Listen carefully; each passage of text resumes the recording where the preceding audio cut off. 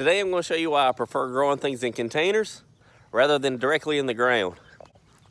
And you're definitely going to want to see this because I show you a lot of problems in this video.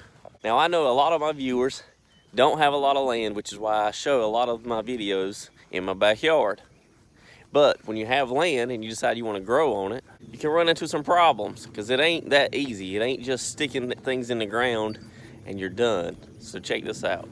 So here's my garden I planted just a few weeks ago, and I know it looks all grown up and it looks terrible. Now a few weeks ago I was standing right here and this is what it looked like after I was done prepping my entire land ready to plant my seeds. But now you can see it's all grown up and there's a lot of maintenance when it comes to growing things directly on the ground. Now don't get me wrong, my plants are still thriving and still producing a whole lot, even though there's a lot of grass all the way around them and pretty much got grass all over the place. Now I know a lot of you think grass is just fine and it can come into your garden and everything else. But sometimes it actually just takes away from the plant and it'll eventually do what I call choking out a plant. And basically there'll be so much grass that grows around it, eventually that plant will just die back and you'll never see it again. Now no, that don't happen on every single plant. There's a few that happens on, and that's just part of it. It's part of growing your own things, and it's part of learning.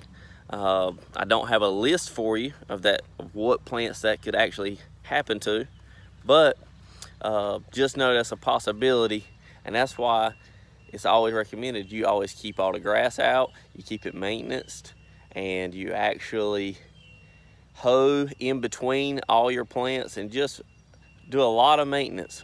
There's a lot of maintenance when growing your own food directly in the ground in a garden. A lot of people prevent this grass from growing up by putting plastic down after they start planting and everything else. But if you're a regular gardener, just like me, that don't have a lot of resources, then more than likely you're gonna run into this problem if you decide you're gonna, number one, till your land, and number two, get it nice and looking good and plant directly into it. So here's what to take away from just looking at my garden here now that it's all grown up. Number one, yes, there's a lot of maintenance, especially if you don't prep it correctly with putting plastic down and everything else, because that helps prevent some of this stuff. But that costs money. So now I want to show you the container garden side of things. Now my number one saying when growing things in containers is you don't need a lot of land. And that's 100% true. Because honestly, you don't need much at all except containers, and that's the most expensive things, and you can get these for about $5 a piece from local cattle farmers because these are eventually filled up with protein and they are emptied out after they give the protein to their cattle, and they have nothing to do with those containers anymore, so eventually they just sell them or give them away to some people that are real close with. If you look right here, I have planted these jalapeno peppers the exact same time as I planted the jalapeno peppers at the garden, okay? The catch was, these are in containers and the other ones won't. Here's what I like most about it. Number one, I could easily water these things and they are contained. The second thing is, there's no weeds in here. There's literally no weeds in here. You can't see anything at all. And it's amazing. You don't have to worry about none of that mess. And if you have it close to your house, it's literally walk out, grab what you want, and go back inside. Another benefit of growing things in containers is, I promise you, you can grow anything in them as long as you set them up correctly. Right here, I planted some blackberry bushes. And I also showed you at the beginning of this video some peach trees that I have planted in these containers. This blackberry bush will get 6 feet tall. I can cut it off at whatever height that I feel like I need it to stand at, okay? And it's perfectly contained in this container. And all I gotta do is give it water right here and it goes straight to the roots, okay? The same thing with my longevity spinach here. All my plants are in my Etsy shop and most of my plants love the heat, okay? They gotta have the heat because they're fruit-bearing plants. Usually fruit-bearing plants gotta have a lot of heat, which is why they show up during summertime. But longevity spinach is a tropical spinach, basically. It's about the only green that will grow this time of the year. Usually a lot of people have to plant spinach during the fall. It's the same concept. Again, all that spinach is contained inside these containers, and anything will grow in it, and this is just proof. I started with 3 stalks of longevity spinach, and this is what my longevity spinach looks like now.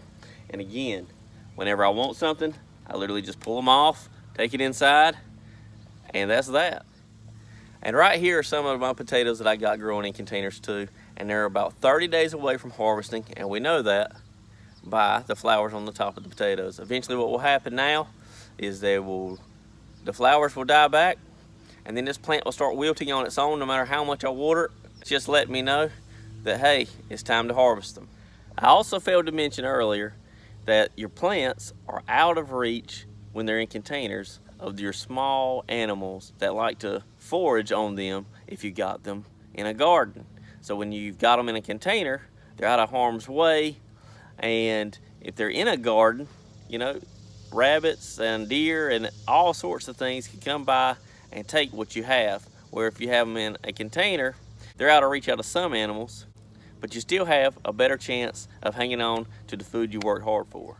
So here's what I can honestly say. I can honestly say there's benefits to both container gardening and regular gardening directly in the ground. I see a lot of benefits to both. However, both of them, if you want to do them correctly, cost you a little extra money. So setting up your in-ground garden will cost you a little bit of money for the plastic to make sure you don't have weeds and everything else. A container garden, there's cost for the containers, especially the ones that we use when trying to grow things in, which we grow everything in them. Literally all fruit-bearing plants, fruit trees we grow in.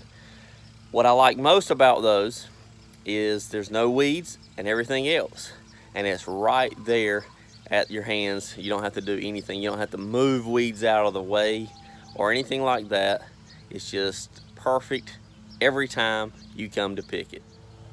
I've said all that to say there's a happy medium between container gardening and in-ground gardening, and it's a lot of preference, but it's up to you to figure out which one you prefer.